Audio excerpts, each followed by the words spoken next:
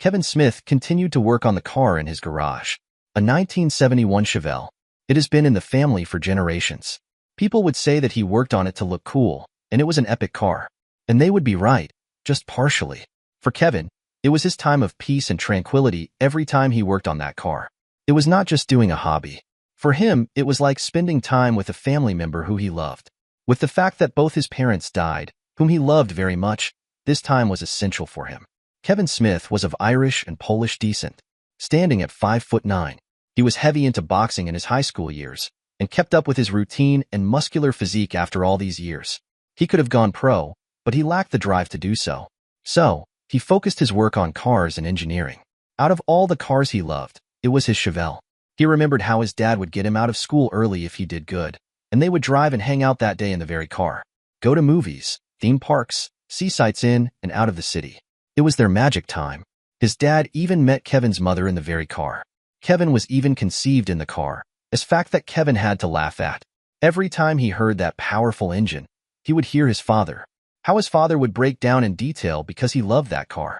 How its 700-powered horsepower with 500-pound FT of torque and pure steel frame was a true road bully. And its roaring engine coming to life was like seeing a great beast letting the world know that it has awoken. And he loved every minute of it. He looks at the picture frame in the garage. It is him and his parents when he was a boy. His mother, a beautiful Polish woman with a thick accent. Her raven hair to her shoulders, wearing her white and buell button-up short-sleeve shirt and jeans, her beautiful and loving smile on one side. His father, a burly man of Irish descent, a few tattoos on his arms as he wears his signature dark blue tank top shirt with its white outlines, with his own loose-fit jeans, and his humorous but loving smirk of a smile. And then there was little Kevin, his missing front baby teeth and Chester cat smile as he wears his Ninja Turtle t-shirt and jeans. The photo was taken by a friend in the family garage, in front of this same car that connected them all. He looks at the photo as a tear falls down his cheek as he smiles. Those were better days. I miss you both so much. His parents, Luke and Maria Smith, died right after he graduated from high school in a bank robbery gone wrong. The robber ran out of the bank and bumped into Kevin's parents, knocking everyone over and making the cash fly everywhere. Out of frustration and the fact they could identify him, he shot and killed them both in cold blood. The robber was killed in a shootout with police that same day, but it didn't change the devastation Kevin felt since then. He had Shelley though. Shelley. He almost breaths the name rather than say it, as if remembering a past storm. Then the memories come back again. How everything happened that brought him to this moment. All the pain, the betrayal, and the insanity of it all. And how, despite how heartbreaking it was, thankful that his parents were not alive to see it. Especially all that has happened to him these past years. My God, has it been so long? He says to himself. All these years, from that day, he knew it had come to an end. As he was reflecting on that fact, he heard something approaching his driveway.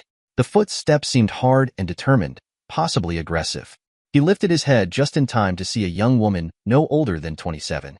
She is a woman of German-American descent, with blonde hair that is cut short to her ears, blue heavenly eyes, and a beautiful lean and fit body. He did not know who she was, but by the look of her face she was angry, of what he was not aware.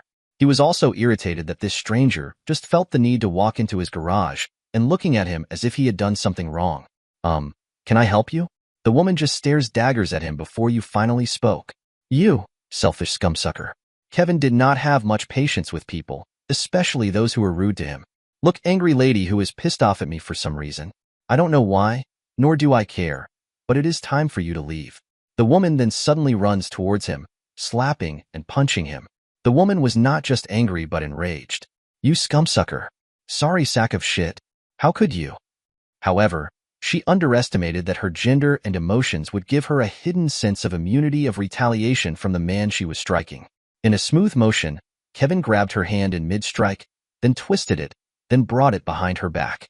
The moment she yelped from the harsh pain, he then slammed her hard on a wooden table on her right cheek. Sensing the fight was out of her, he spoke calm but stern into her ear. Okay, let's stop that. As you can probably guess, I'm an equal opportunist when it comes to defending myself from random people, men and women who want to go ape shit on me for no reason. Here is what is going to happen. I'm going to let you go, and we are going to talk about why you took it upon yourself to ruin what was supposed to be a day off and give me this bullshit. Because it is not every day, I have a random stranger accuse me of being a scumsucker and is dumb enough to attack me in my own home.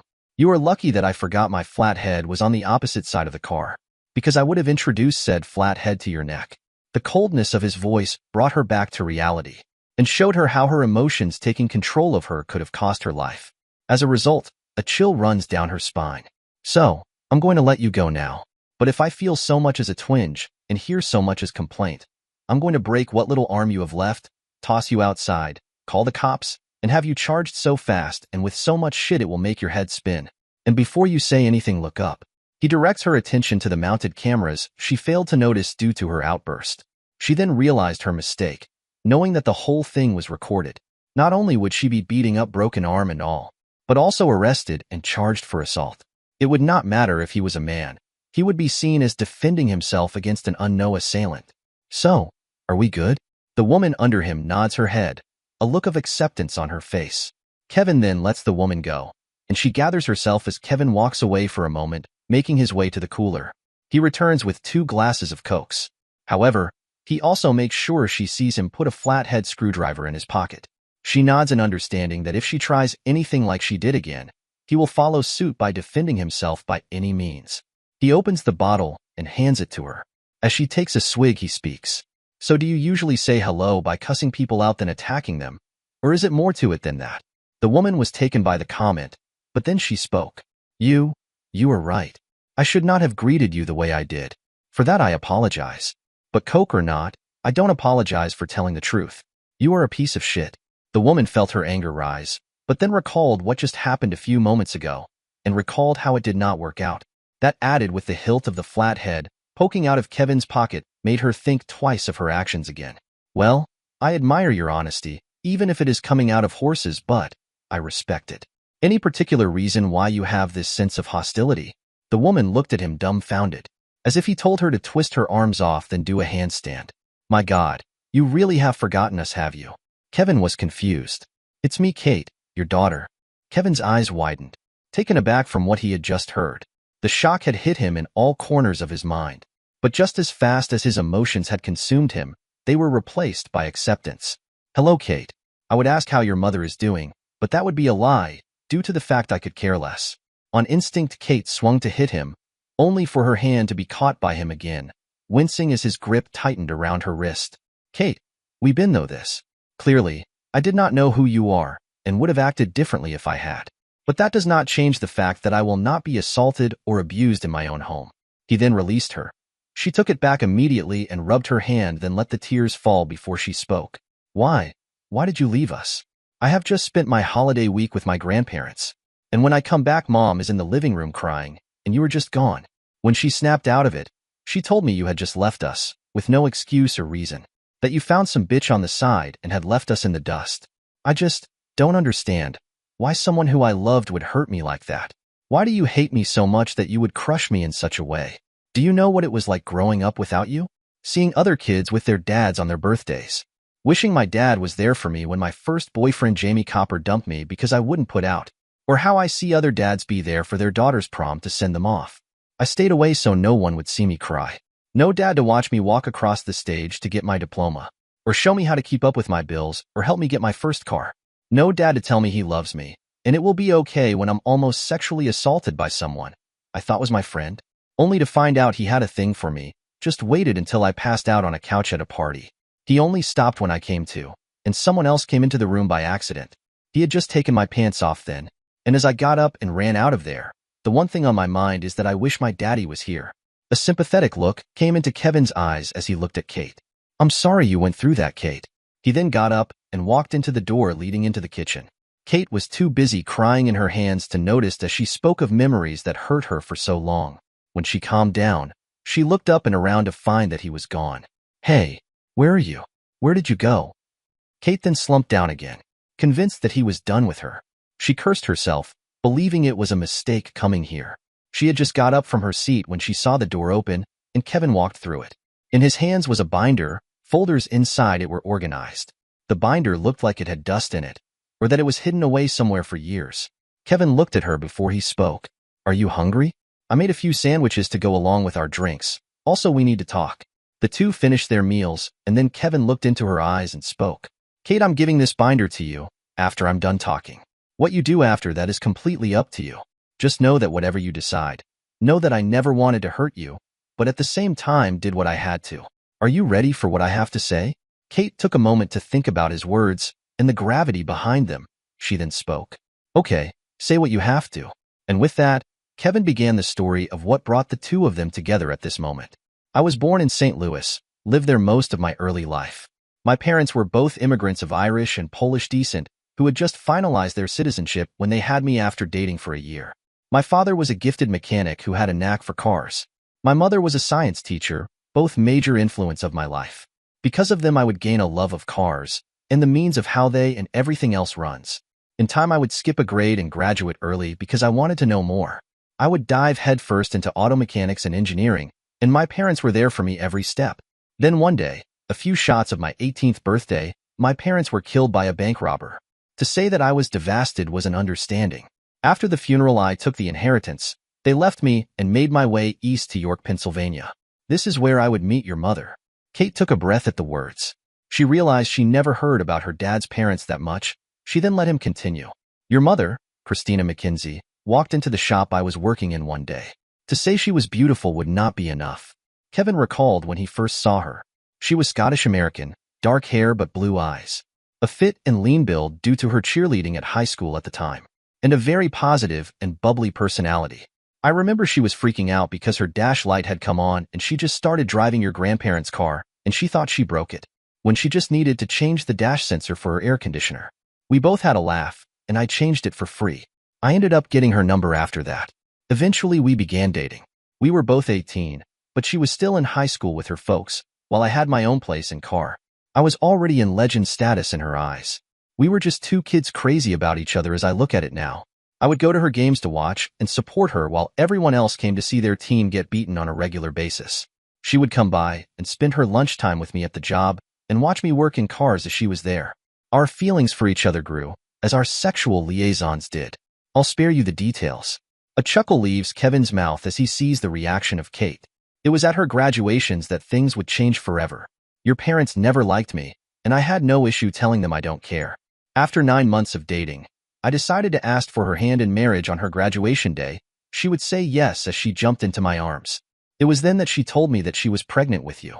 I won't lie to you, I was terrified. I was only 18 for God's sake, working at a rundown shop, while attending school for engineering due to my parents' inheritances.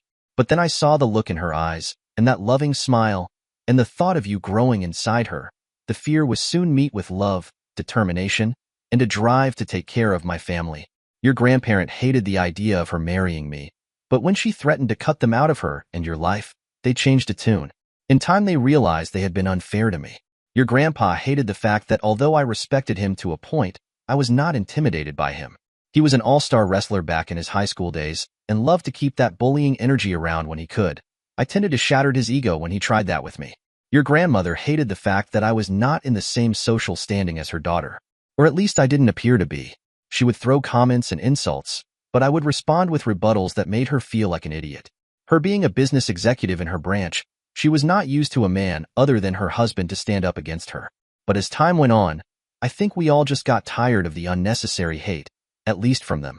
I didn't hate them, just didn't like them. Kevin then paused and took a drink from his Coke before he continued. The day you were born was one of the happiest in my life. I still remember seeing you when you came up, you screaming up a storm to anyone that held you. But then you came into my arms. You just looked up and smiled. A tear came down his face as he recounted the memory, and he looked at Kate's face and saw her eyes flood with tears. He then continued. Our life for the first 5 years were good years. At that point we had a good house in a good neighborhood due to our jobs. I became one of the best contractors for computer engineering and auto repairs. If it had an engine I could fix it. Christina was a cheerleading coach for the same high school she once cheerleader at. They won 3 national championships under her belt as a result. And you were just your special, cute, and adorable self. You loved us and I loved both of you. I loved the family that I had built, and would do anything for them, because they loved me too. Your grandparents and I even became friends. As crazy as it sounds, those years were among the best in my life. Kevin looked at Kate. Her face has a mixture of pleasing memories and confusion. Dad? Do you remember the time that you made me laugh so hard that the chocolate milk spilled out my nose and it went everywhere? Kevin chuckled and smiled. Yeah, your mom was pissed at that. though those stains would stay on that new couch we bought. Fortunately, it did with enough club soda and special cleaning solution. They both laugh at the memory, but then Kate gives him a sad look. If those were among your best memories of us, then why did you leave? Kevin took a deep breath, then he spoke. I noticed things began to change when you turned 8. We had just left for Chuck E. Cheese, and your mom decided to get things ready for you at the place. When I offered to help, she said no, and didn't want me to mess anything up. I thought that it was strange that she would say that to me, and she must have seen it, because she apologized as soon as she realized what she said. She then gave me one of the hardest kisses I ever had, and gave me a look that a adult star would give a lucky fan. I'm sorry for that, baby. Things at the job have been hectic, but I promise to make up for it later tonight. Her hand then explored my body. At that point, I was thinking with my head between my legs, and not the one on my shoulders. I was putty in her hands, literally.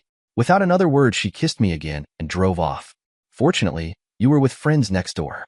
We ended up going to Chuck E. Cheese's for your birthday. It was awesome, of course. Except when that fat kid had to throw up in the ball pit and ruin it. Both laughed at the memory. But when we got home and tucked you in for the night, your mother was insatiable in bed. She did things I never knew possible. The next morning, I woke up later than normal, and she was gone. She left a note saying, I told you I would make up for its lover. I made Kate breakfast already, but had to go to a teacher's meeting. I'll be home later. I love you. My mind was dazing after that, but other than the perverse thoughts of my wife, I didn't think too much of it. As time went on, our time as a family continued as normal. I worked at my job as a contractor that rarely traveled to work for clients that paid very well as I fixed their planes, trains, and cars. And Christina continued her job as the cheerleader coach, and you kept your grade up and made honor roll. Then one day I saw Janice, a faculty member at your mom's school where she worked. We were at the supermarket and started a conversation. Eventually I mentioned the meeting they had last week.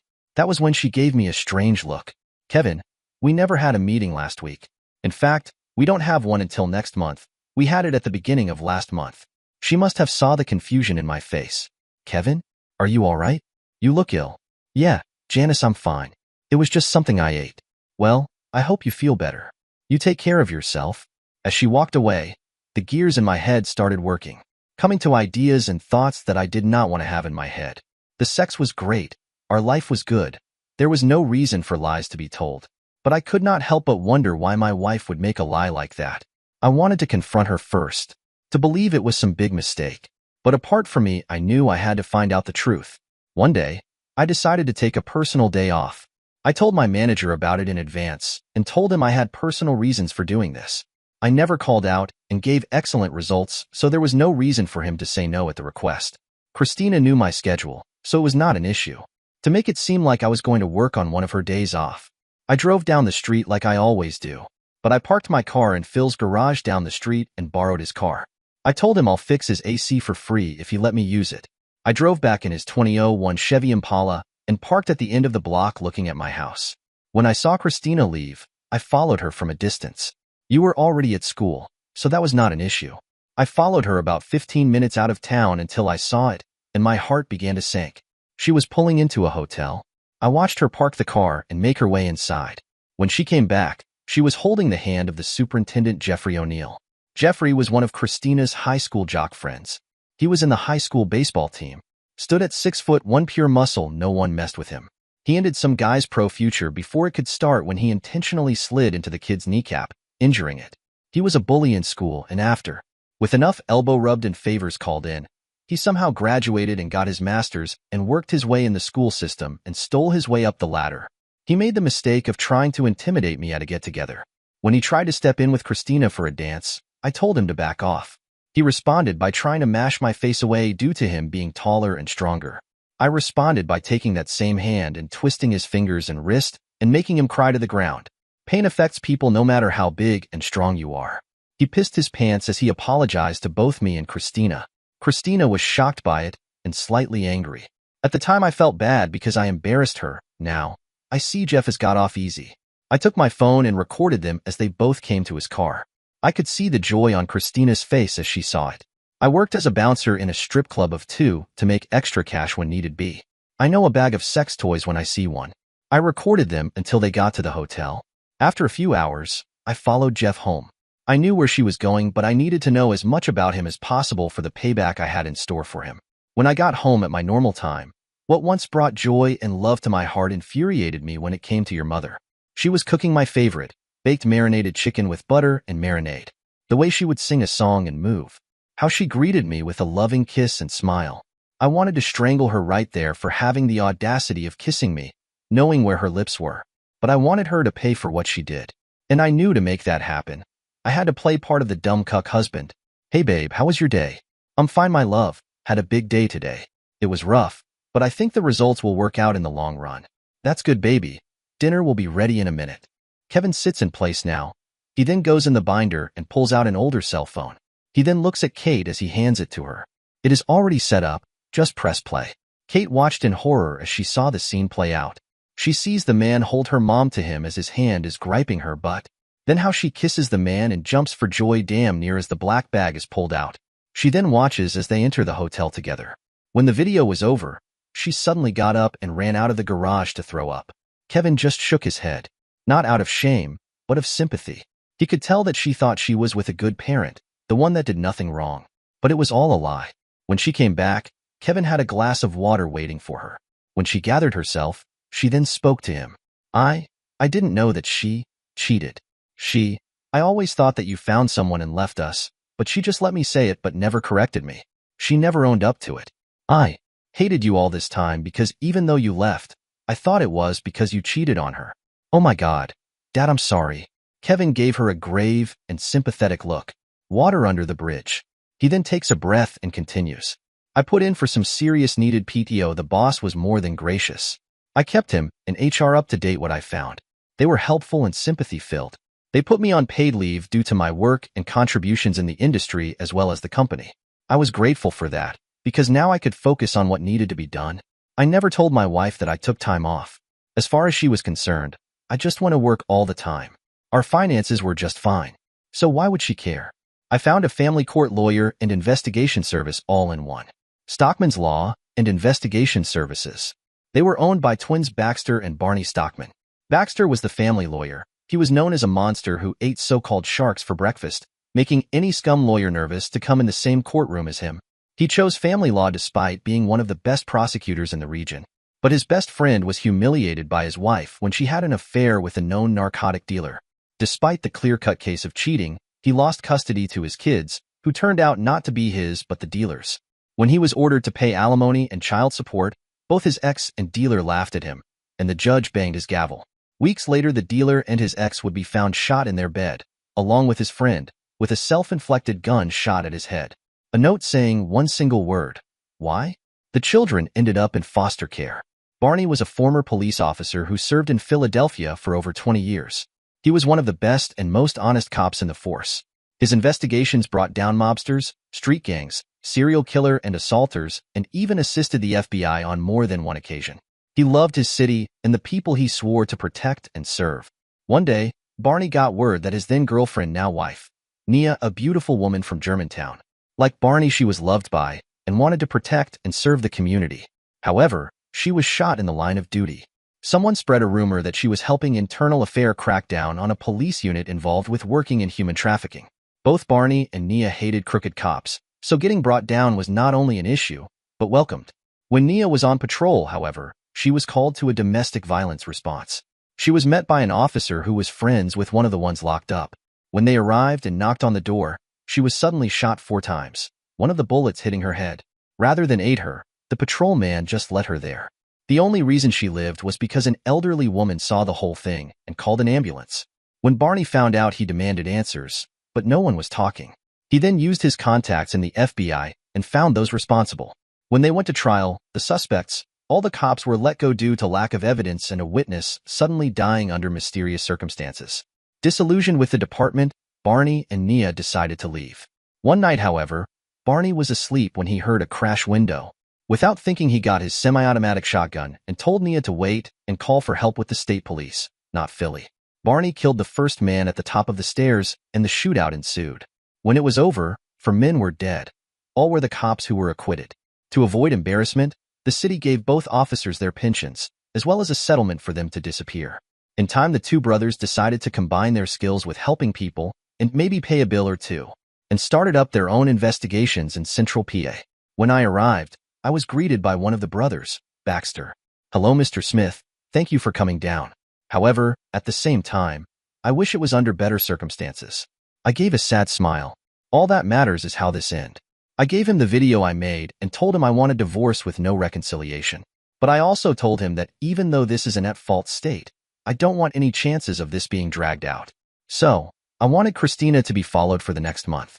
I had more than enough in saving, and I even had separate accounts that she didn't know about, all legal and safely secure. I was damn near a millionaire, and I wasn't even 30.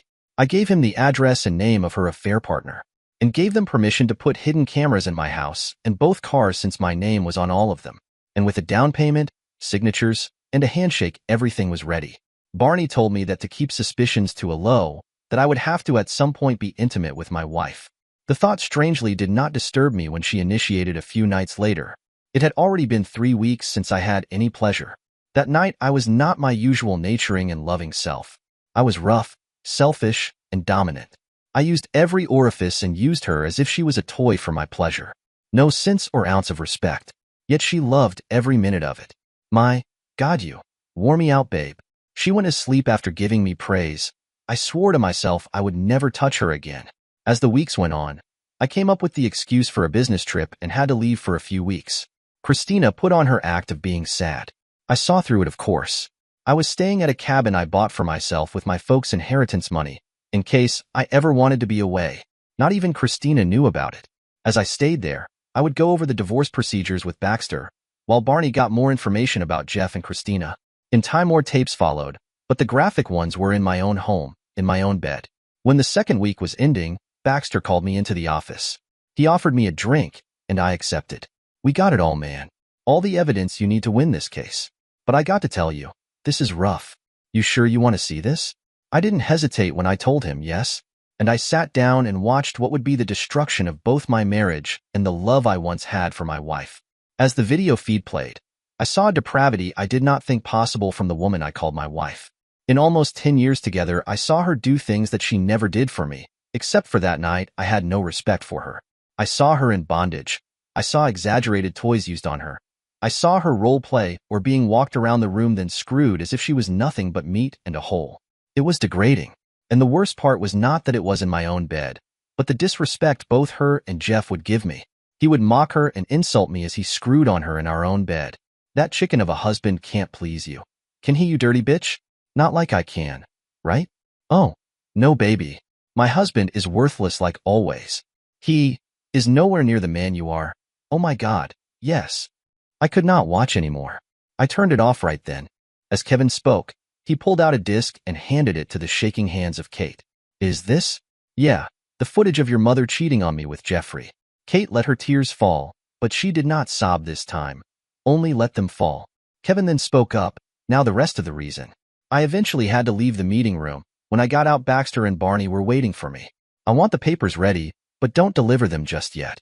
I want Jeffrey and that bitch of a wife to pay for this, but this is going to take care and strategy. No loopholes for either of them to slip through. Both agreed, and we began what was to be the official bullet to the brain that was once my marriage. I told Barney to keep gathering evidence, not just for me, but Jeffrey's loving wife. I also told them to call her and arrange a meeting for the day I served my wife. I then let the week play out. I didn't do anything really. I just looked at my hotel room and just stared at the wall, thinking how this all happened. Our life was like something you would see in a romance comedy, or one of those 80s movies where the geek or weird kid got the popular cheerleader who was such a good person. And that is when it hit me, when my tears finally let go. I cried before, even after I found out everything. But now knowing that the love and respect that I shared with her, that beautiful kind of girl who I fell in love with within high school, really didn't love and respect me, even though it is all I have for her. We shared our love and adventures, our good time and ability to be there for each other for our bad. She was there for me when my grandpa died, a World War II captain of the 101st Airborne, my hero from all the tales of his time fighting the Nazis and freeing my grandmother from the concentration camps. From the moment I could understand him, we were inseparable. Then one day he went to sleep on the couch next to me as we were watching our favorite Doctor Who rerun marathon, just for him not to wake up the next morning. He knew his time was coming, of course. He was 82 after all. Christina knew how close I was to Grandpa Bill. I broke down beside her. My only friend was gone, but she was there for me. She helped me heal.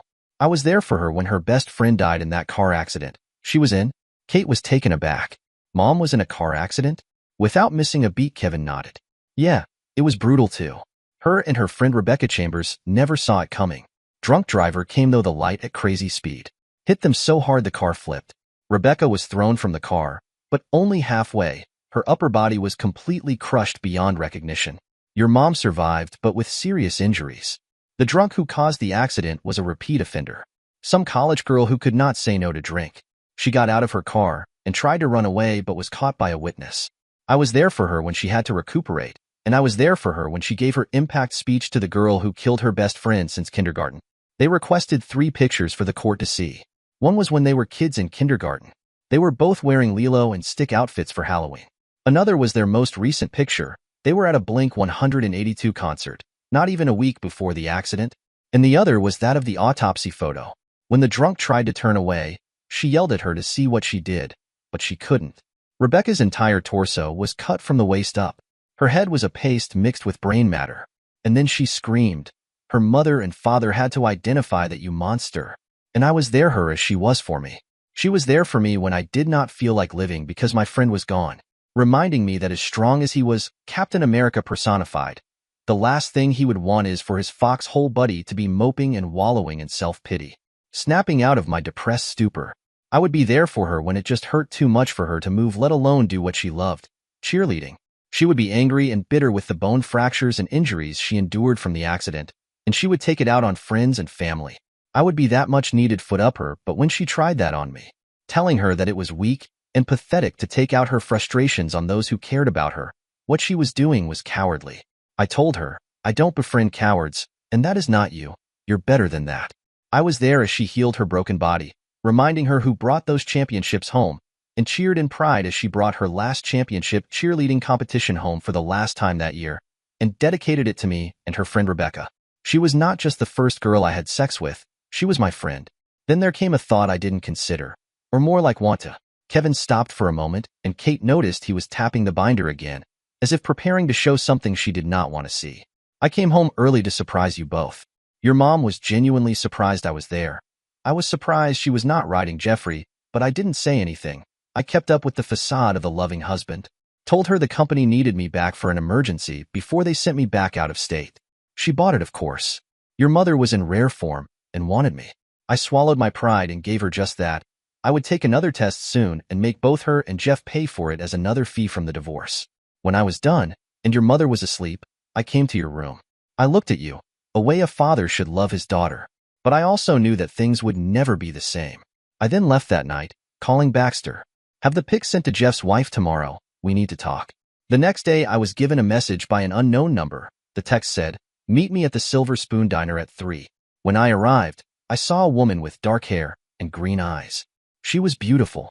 She looked like a model, but dressed like a homemaker with her jeans and button shirt. She was clearly European decent, but could not tell what region. Then she waved me down, and I took a seat at her table. I could see by the look of her eyes she had been crying. Then she spoke. I saw the evidence. My husband and that bitch of a wife of yours. She practically spit out the words as she said them. Oh, I'm sorry. I placed a hand on hers. I didn't have a look of anger or embarrassment. Not even sadness, to be honest with you. I think it was more along the lines of acceptance. It's fine. You have every right to be angry. I just thought that you deserved to know. I then gave her more evidence of the affair, copies of what I have.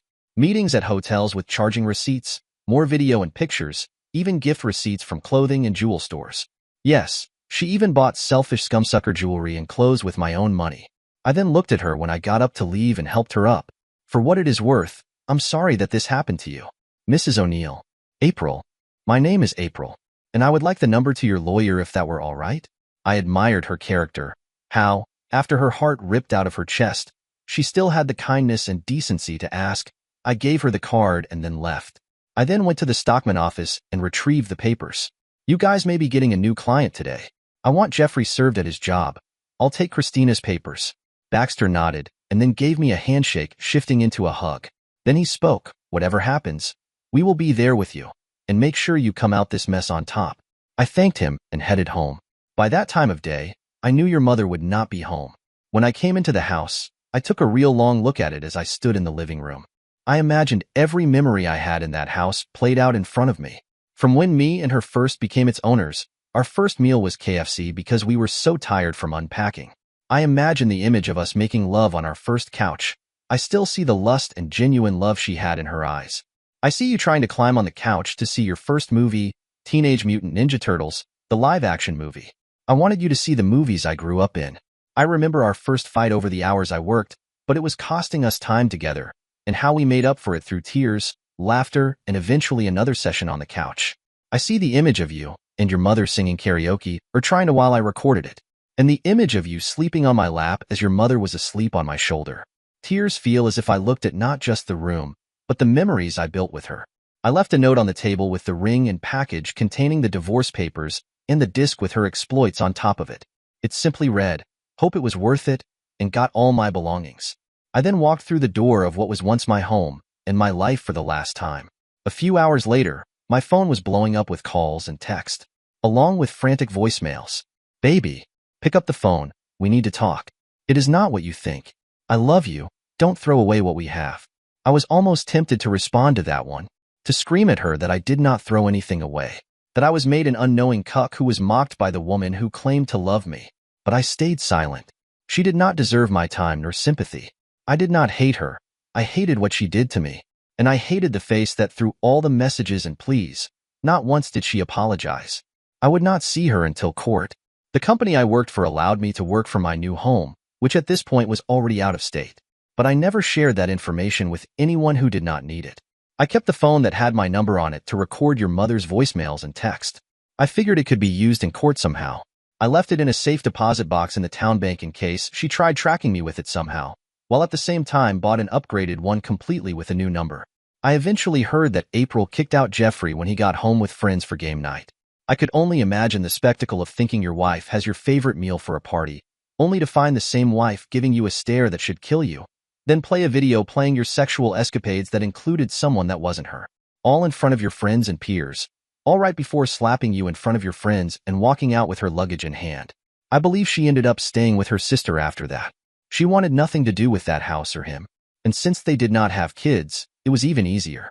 And to top it all off, Jeff had his shoulder tapped while he was rubbing his cheek. "Jeffrey O'Neill? Yeah, that's me. You have been served, sir. We all lived our lives. I stayed away from you and your mother in my place out of state, while Baxter kept me posted. Your mother and Jeffrey ended up staying together for a bit. Guess even cheating pieces of shit need a place to stay when their wife kicks them out." Eventually, the day of the divorce arrived. Christina was on her bench with her lawyer. She looked like a shadow of herself. Gone was the confident and radiant beauty she once was. In her place stood a woman who had lost weight, with bags under her eyes, making her look like a living skeleton, using fashion and makeup to hide how broken she truly was. She tried to hug me, but Baxter stepped in between us. He spoke to her lawyer, a young guy who looks like he relied more on look and charm instead of knowledge. "Control your client, please. She clearly should understand there is a reason she is on the opposite side of mine." The guy just smiled. "Sir, surely this matter can be resolved. They are a beautiful couple where one just made a mistake. I can. Just keep her there. Save your argument for the court, not me. That is why you are here after all." The man sneered and looked like he wanted to say something, but then stopped himself. It was then that the judge came through the door. After the judge sat down, Christina's lawyer made his case. "Your Honor, witnesses of this court, we are here today to prevent another mistake that would destroy this marriage and this family. My client admits the mistakes. She doesn't want any money or funds. She just wants the chance to make things right despite the mistake that she made. She came home to an empty house, missing her husband. No words, no warning, just a letter and ring. No chance to hear her side, just gone. Then there is the child, who just wants to know where her daddy is. Which is why, despite the mistakes my client admits to, we are requesting counseling. If the opposing party disagrees, we are prepared to sue for emotional distress." I nearly broke the arm on the chair I sat in, as I was forced to listen to that garbage. But I felt Baxter's hand on my arm, giving it a squeeze and smile, reminded me that he had my back and will see this through to the end. Then he rose to speak. "Your Honor, my client wants nothing more than to move on with his life. He is giving up the house already for the wife, who did not make a mistake, but made the conscious decision to cheat on her husband. With evidence, we will prove that she did in fact cheat, and staying in this situation will be an emotional breakdown for my client." And with that, the session began. Her lawyer made her seem like the neglected wife, whose husband had no time or effort for her and their daughter. Then to suddenly just disappear was cruel. Christina was then questioned by Baxter. "Mrs. Smith, did you cheat on your husband?" "Yes, I made that awful mistake, and I will regret it for the rest of my life." "A mistake? Were you forced to have sex with your affair partner, Mrs. Smith?" Christina was taken aback by the comment. What are? It is a reasonable question, ma'am. You mentioned it was a mistake. Did Mr. O'Neill fall on you by accident and his tool entered you?" Her lawyer stood up and screamed his objection, and the judge gave a stern warning not to speak like that in his courtroom. But Baxter merely commented, "Your Honor, the purpose of the question is to point out that Mrs. Smith could make the conscious decision to have an affair with Mr. O'Neill. If it please the court, I wish to allow my questioning." The judge allowed it despite the questioning. "Mrs. Smith, was there a microchip that can affect your decision-making capabilities placed inside your brain?" Christina was almost insulted by the question, as it was her lawyer who objected, but the judge allowed it based on Baxter's previous address from earlier. "No, of course not." Christina was angry and flustered by the question, but Baxter was calm and direct as he continued his questions. "Did you in fact make the conscious decision to have sex with another man that was not your husband?" At first, she could not answer but was told by the judge to do so. "Why, yes." "Were you forced to have sex with Mr. O'Neill in any way?" Again, she paused but answered, "No, I was not forced." "So, is it fair to say that in no way, shape, or form was this a mistake but a choice? And mind you, Mrs. Smith, you are under oath." Tears began to fall as Christina sat in that chair. It was as if answering that would shatter any chance of fixing the marriage that she loved but took for granted. "Mrs. Smith, you will answer the question." The judge's order, along with her lawyer's nodding head, made her talk. In a weak voice, she answered, "Yes." Baxter spoke up. "Mrs. Smith, if you would please speak up." "I said yes, damn it." "Mrs. Smith, I will not allow a speaker of this court to be spoken to in such a way." Baxter coolly raised his hand. "It is all right, Your Honor. This is an emotional situation, and I take no offense. Now, Mrs. Smith, you claim this was one time, correct?" Christina looked at me before answering. "It was more than once. A few times." Baxter had an expressionless look in his eyes. He then came to reach his briefcase and brought out a disc and a brown envelope. "Your Honor, I have for the court more proof of Mrs. Smith's infidelity.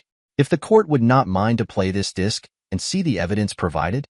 When Christina took the folder, her hands were shaking with both fear and dread. Before she could see a single photo of the damning evidence, she heard the own moans and panting as if Jeffrey was screwing her in the back of his car. She looked in shame and horror as she recognized the area of the deed. It was in a wooded yet open and secluded area that overlooked the city. It was a known love spot for couples since their 50s. Many a life was created in this location. Unfortunately, many a marriage ended here as well. But the real horror besides her behavior was the lack of respect for her husband. It was not just her insulting him with Jeffrey, nor her vulgarity and behavior allowing him to use her like a 304 from the street. It was a fact that she did all of this with her wedding ring on. The same wedding ring that I proposed to her where we had our first date. The awkward yet loving innocence of that day was forever tarnished from her actions. With tears she noticed this and looked at me from her side. I'm not sure if she saw the single tear that came from my eye or not. I turned before she could see me. Then more images appeared. Images from motels where the window was blatantly left open. Images of them having dinner and flirting with each other non-stop, including when she Jeffrey her underwear from under the dining table of the restaurant to him on the spot. Times when she gave him a BJ in a parking lot. Times when she even brought him to our bed when no one was home. Every graphic and shameful detail was in those photos and images on the screen. Even the judge seems affected by the images. Christina held her head down as she broke down in tears and shame. After seeing this, the judge decided that court was done for the day, and that things will continue the following month. As I got up to leave, I saw Christina with her head in her arms. Her lawyer tried to console her, but it was as if she were a facet that could not move. I continued through the door. It was not my job or duty to care for her anymore. Despite my heart feeling like it was decimated, I was met with a surprise at the courtroom door. "April, what are you doing here?" She gave me a warm and supporting smile. "You told me a hard truth that I must deal with.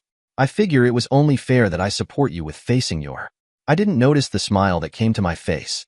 "Thank you. Also, my divorce happens to be right after yours. So hey, I got a 2-for-1. A weak laugh escaped her lips, followed by hollow laughter. Then I spoke up. "If it is all right with you, I can show my support as well." She smiled at me. "I think I would really like that. And so, I stayed for her divorce as she stayed for mine. Jeffrey gave me a sharp look as if her wanted to kill me. I merely gave him a stony one in return, mentally begging him to try, as if desiring an outlet to unleash all the pain, anger, and rage on that thing he calls a face, and a willingness to break every bone in his body. Oh, please do, Jeffrey. Please do. Not sure if Jeffrey heard me, but he must have saw something in my eye, because just as soon as he gave that bullshit look and saw my eyes, he was down the floor as if he were a pup that had just beaten. The court case was like mine as I sat in the back. Both lawyers made their arguments. Jeffrey doubled down with the lies, still believing he could hide this, until the videos played. The judge was too embarrassed to view them without further embarrassment. The video was good in quality after all. April, on the other hand, could not hold back her emotions as she cried in the courtroom. She did not make a sound, but every kiss, touch, thrust that she saw him make was like a dagger being plunged into her heart again and again. When the court was done for the day, she practically ran to me in tears. "Get me out of here, please." That was all that needed to be said. I took us out of the courtroom and in my car in mere moments. We decided to go to dinner to get something to eat and lick our wounds, or figure out why we weren't good enough. We didn't realize it at the time, but it was we had developed this bond of pain and heartbreak in each other. I just thought it was good company in a bad time. When we were given our drinks, no words were said. We just investigated the liquid of our drinks. Then she spoke up. "I don't understand. Did I do something wrong? Something I missed?" I washed his clothes, cooked his favorite meals. I was there for him when the world vilified him, helped build him back up when he was broken when his older brother died, was with him when his knee injury stopped him from playing baseball, the sport he loved so much when his so-called friends left him when their meal ticket was gone. I made love to him and rocked his world in ways that would make a sex worker blush. I loved him with every fiber of my being. But I wasn't good. I held her in my arms as she broke down. Thankfully, it was a lighthouse this afternoon in the diner. The cook gave a look of concern, but we both assured him that we were all right. He gave us a few drinks on the house as we waited for our food. As the last of her tears fell, I spoke to her. "Listen to me. Unless you had your own peace on the side and ignored him, you did nothing wrong. It is not your job to be a mind reader. You supported him through times most would leave him behind. You stayed when others left when the free ride was over. You were loyal, supportive, and loving. April, you are beautiful, with the heart and soul to match. Any man who would do what he did to you is a fool and needs his head examined. April, you did not deserve this. Neither of us did." Through her tears, a smile came to her face. She then kissed me on the cheek. "Thank you, Kevin. Thank you." We both ate without issue after that. But that would not be our only time we would meet. Our next court appearance will be next month. In that time, we helped each other. She was only 24 with no kids. I had her by a few years. We would talk to each other on the phone weekly just to make sure the other was all right and to get to know each other. A revenge affair was the last thing on our mind, but we could not deny that through this pain we both shared, we began to care for one another. Christina's friends and family began harassing me, calling me a deadbeat and a piece of shit for leaving her while she was going through a confusing time. I would later find out that those same friends had covered up her affair. I would make them pay in time. Eventually, the next court session came. It was no longer the usual "she made a mistake" argument, but now they were aiming for marriage counseling. I didn't bother to make a sound. I was done with it anyway. This marriage was ending. Even the judge was a little surprised by the gall of the argument. But me and Baxter had our death nail to kill this marriage. "Your Honor, my client admits to the poor decisions she has made. She is not looking for excuses. She just wants her family back. Their child has been without a father for a month, Your Honor. She cries to sleep every night wondering when he is coming home. Yes, Your Honor and people of this court, she willingly had sex with a man that was not her husband. But that does not mean that their child, that they created, should have to suffer for the actions of her parents." I didn't say anything as a tear fell down my eye. Not a word. I just let him work his word magic, even though every word cut me. Kevin then looked up from the chair, then took an envelope in his hand as he looked at a confused but focused Kate. He then spoke again. "Before I continue this story any further, know that I always loved you, with all my heart. But this had to be done." He then replayed the memories of that day to Kate. Baxter then spoke. "Your Honor, members of the court, I wish to call Mrs. Smith into question. This was unusual. Normally, you would be called to speak once, but not this time." I knew what Baxter was doing, but I let him continue. He then addressed her. "Mrs. Smith, let me just say that I thank you for holding yourself accountable for your actions. Christina held her head high, not in arrogance but determination. Of course, there is no excusing the actions that I have done.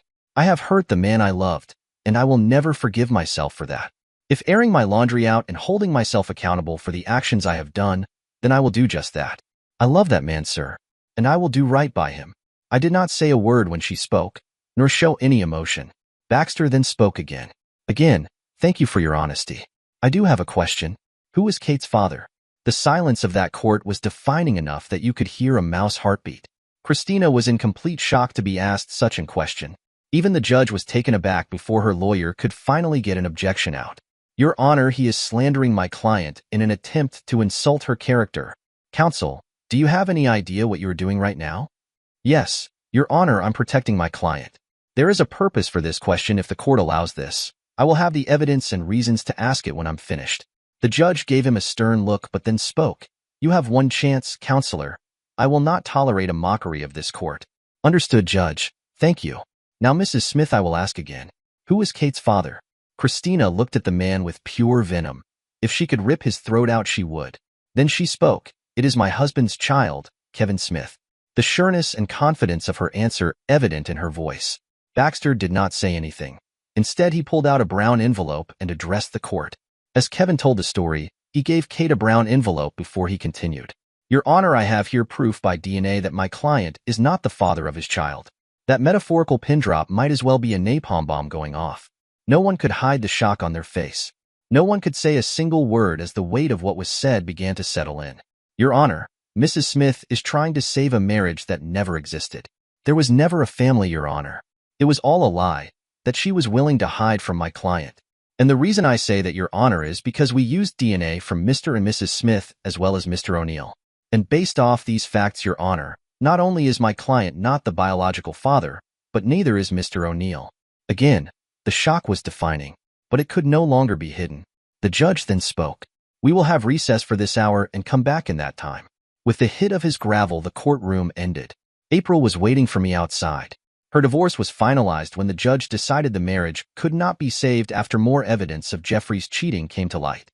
It turned out he had a thing for married women and was discovered by an angry husband while having an affair with his wife in their marital bed.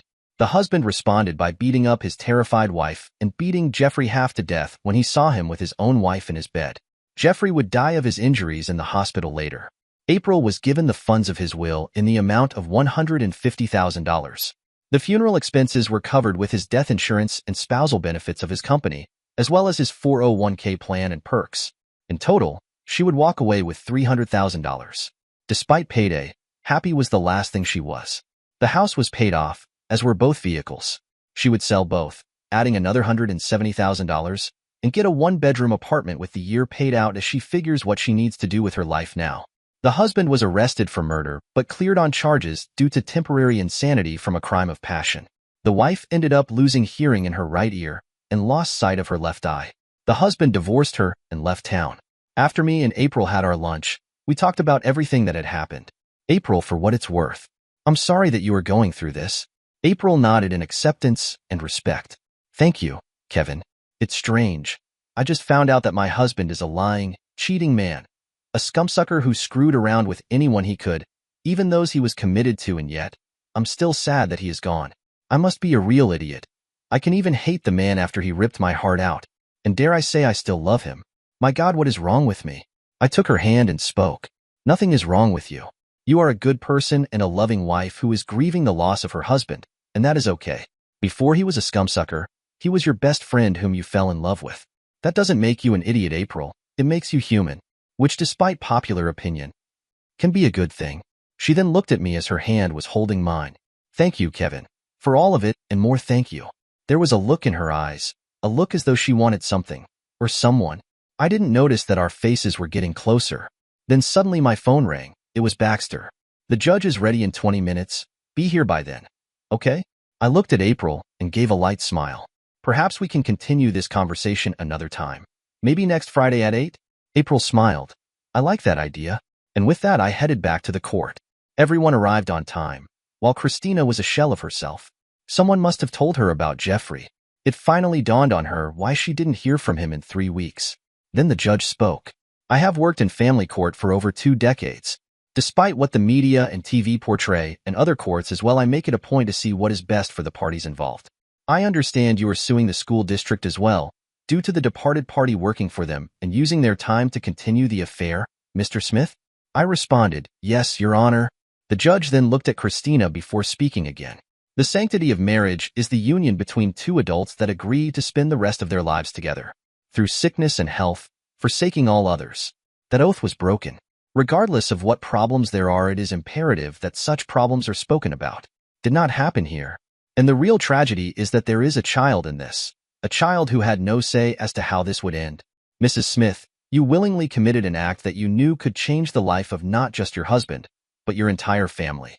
Your recklessness and selfish desires have fractured the lives of your family, and that is a burden you must bear. Mr. Smith, you may not be the father by blood, but you raised this child her whole life.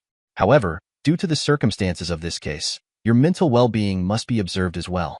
Therefore, it is this court's decision that this marriage is terminated currently. Mr. Smith will not pay any child support or alimony. Being that the house is paid off, the profits will be divided. Both individuals will keep their pensions and 401k. The judge gave a grave look to both of us, as if he had witnessed someone die. Maybe, in a way, he did. I wish you both good luck. Court is adjourned. Baxter shook my hand and patted me on the shoulder in celebration. I looked at Christina. Her expression was that of a soldier with a million-mile stare into nothing. She then walked to me like a robot, only showing emotion when she faced me. She only said 2 words, I'm sorry. And with tears in her eyes, she walked out of the courtroom and then my life. The following weeks were a blur of meetings and paperwork. I signed the paperwork needed to sell the house. When I put the sign up, I gave it one last look as I cried.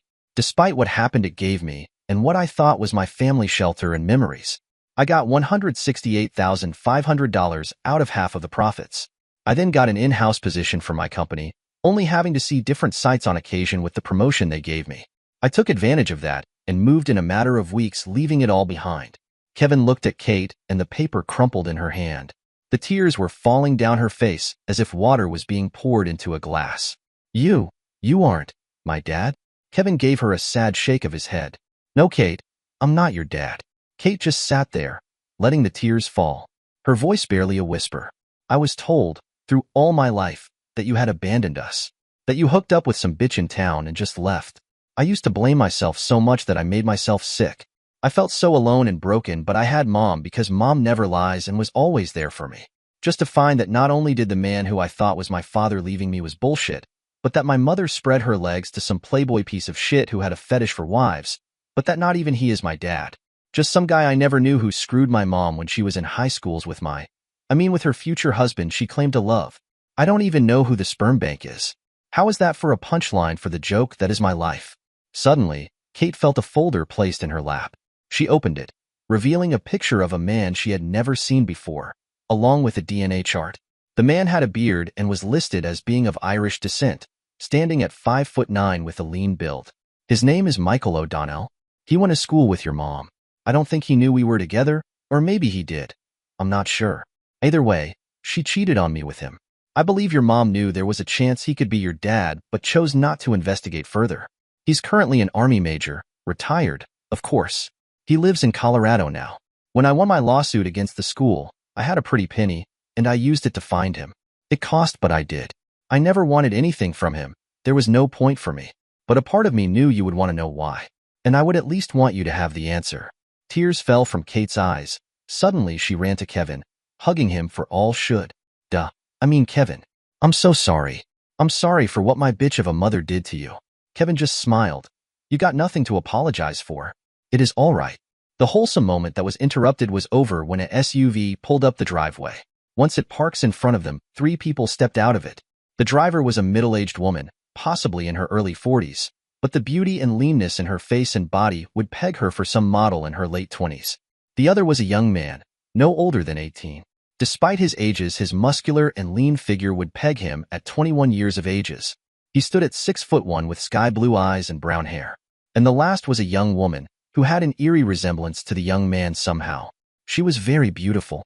Her brown hair and blue eyes were evident. She stood at 5'7", the same as the woman who stepped out of the vehicle. She had the body of a supermodel, no doubt 18 as well. As Kate looked closer, She realized that the two adults were not just siblings, but twins. Before anything was said, Kevin got up and made his way to the woman, kissing her passionately, only stopping to say her name. "Hello, April, my love." He kissed her again before she could respond. The young woman then spoke. "Oh, come on now, guys. Can't you control yourself for 2 minutes around each other? There are kids present." The young man then spoke. "Tara, Mom and Dad been doing this before we were even thought about.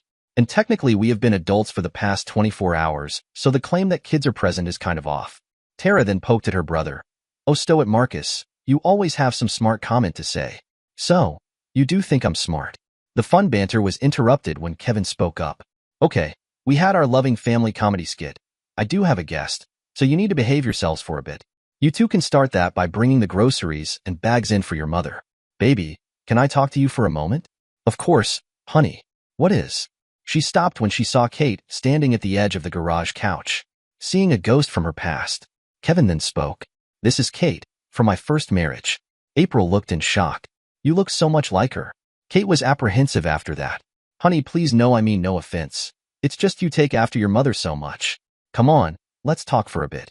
And so, the three talked about Kate's life. Kate shared her trauma of not having a father. Being told that she was not wanted or even hated wasn't true. He just wasn't her father and had to leave. Kate then asked, "So, when did you guys get together?" Both paused before Kevin answered. "Believe it or not, dumb luck." Kate was confused but let him continue. "After the divorce I arrived here. By a year I had my current home job that was paying me well. But I also worked as a mobile mechanic on the side. Be surprised how profitable it is during winter and the holidays. Plus, it helped pass the time when you're stuck inside all day. Anyway, I got a call from the local news station saying one of their van's engines had overheated. So, I loaded up the equipment needed and went to the scene. The engine was by a farm on the back road. Take a guess who the driver was?" Kate looked at April and nodded with a faint smile. Then she spoke up.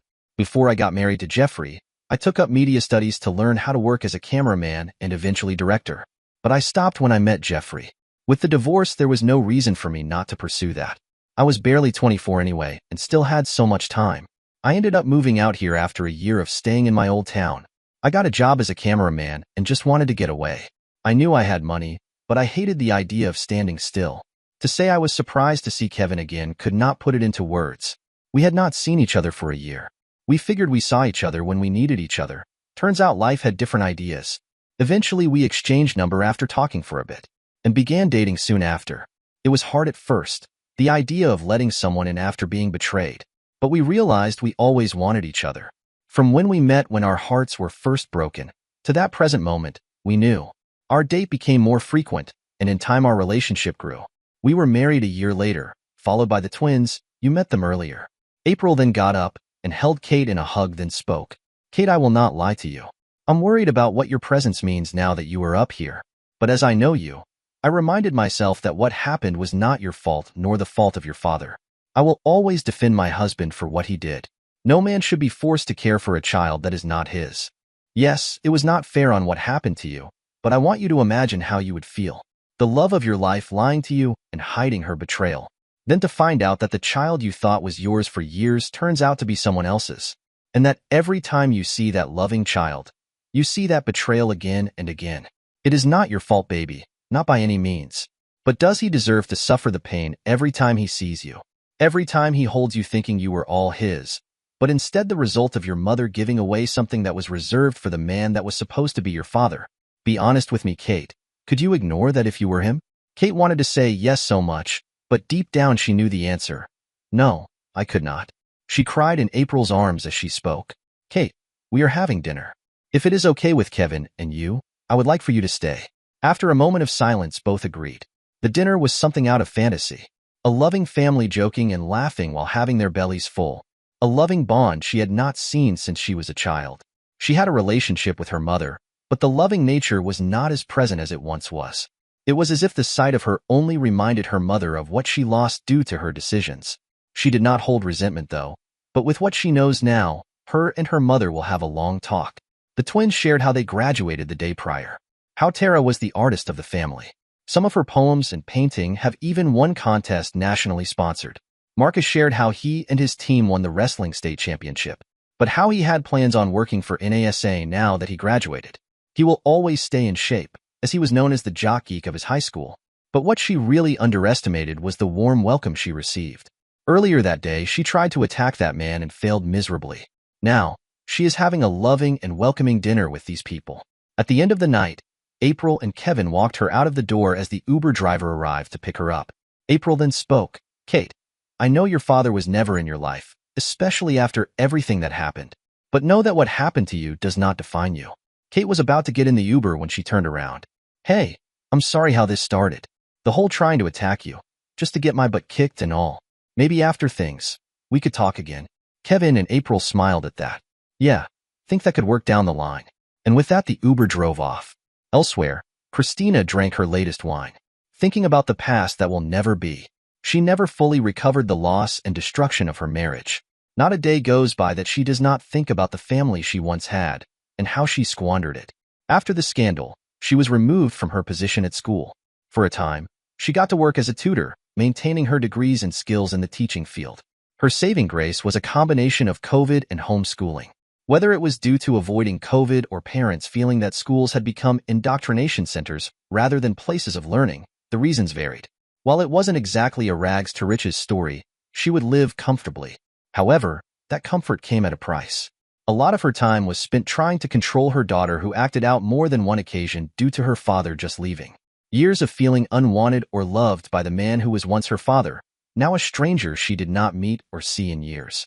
The fight she would get into, the shouting matches, and the wrong choice in store, including one who beat her and cheated on her on a regular basis.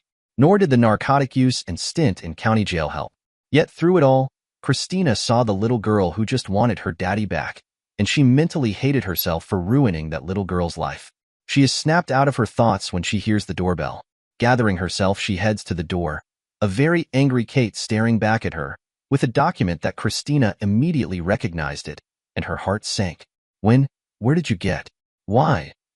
I lived my entire life thinking about that he left me because he wanted nothing to do with me, that he cheated on you and left with that 304 whoever the hell she was, that he hated me, only to find out that his so-called loving wife not only cheated on him after high school, but that I'm not even his kid. What the hell did you think was going to happen, Mom? That he was going to be a good cuck and raise the kid of the guy who made a toaster strudel of his wife? I did nothing but love you. Despite me being a screw-up, and I got no one to blame for that but me, I loved and trusted you. Because you were all I had in this shitty world that was honest with me. My mother, who would love and protect me. Now lo and behold, I find the guy, only to find out that everything you told me about him, you and Jeffrey, who is not even my bio dad, but a guy named Michael O'Donnell. Christina gasped at the name. Well, that's one time you told the truth.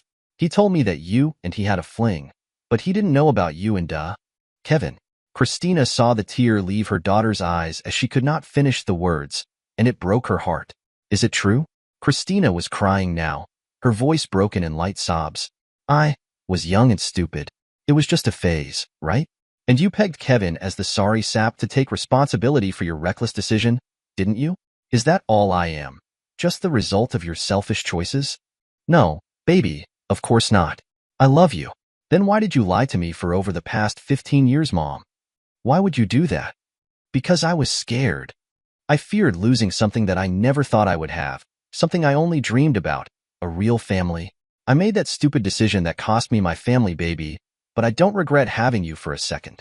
I'm sorry your mother is weak and a coward, but I thought I could hide the lie a little longer. God, if I was breathing, but I couldn't. I broke of the heart of the only man who ever loved me, and it cost you a father when you needed him most. I'm so sorry, baby. I'm so sorry. Christina just cried in front of her daughter on the ground in a heap of her sorrow. Kate just looked at her. For the next few minutes, neither said a word to each other, as the tears just flowed. Then Kate broke the silence. I'm leaving you, Mother. I don't hate you. In fact, I love you even now. But your lies, your cheating have ruined us. Maybe one day I will forgive you. Maybe even come back into your life, but for now, I can't say I want you in it. Christina just sat there and nodded. She heard her daughter go to her room, gathering her thing. It wasn't much, just some clothes. The hotel will offer me room and board until I find somewhere permanent, since I've been a good manager there for over 3 years. I can save up for a house then, but I can't say when you will hear from me again. Goodbye, Mother. And with that, Christina could do nothing but watch as the last person her lies hurt walked out of her life. She thought back to the recklessness of her youth, the stupidity of it all, and what it cost her in the end. She looks at the reflection in the mirror and speaks a single word to her reflection: fool. 4 years later, a proud Kevin and April Smith watched their children graduate from their local college. Both watched their kids in pride as they walked across that stage. Both celebrated and cheered as hard as they could. They smiled at their daughter as she walked and accepted her master's degree in arts, the smiley face with beautiful artwork across its face. A piece sings to the audience. They laughed as their son cartwheeled across the stage, only to do the kid and play dance with the dean. When it was over, the family left the venue and went to the restaurant reserved for them all. As the family was laughing and toasting the twins' success, Kevin could not help but look at his family, his worth, his legacy, his treasure. Something that once upon a time was unlikely to him. When Tara tapped his shoulder, she asked him, "Dad, are you okay?" In his mind, he saw that little 9-year-old girl who was worried about her dad because he was in the garage all day and he cut himself. His baby girl. His. He then hugged her and spoke. "I'm fine, baby, and I'm so proud of you and thankful you and your brother are my children. I love you so much, baby." Tara attempted to avoid shedding her tears, but to no avail. "I love you too, Daddy. And we are here because we got the best dad in the world." And with that, the family celebrated not just the loving bond they had, but the treasure of having what so man had been denied or taken away from: the love of a family. Dear listeners, please share your thoughts in the comments section below and don't forget to like, share, and subscribe.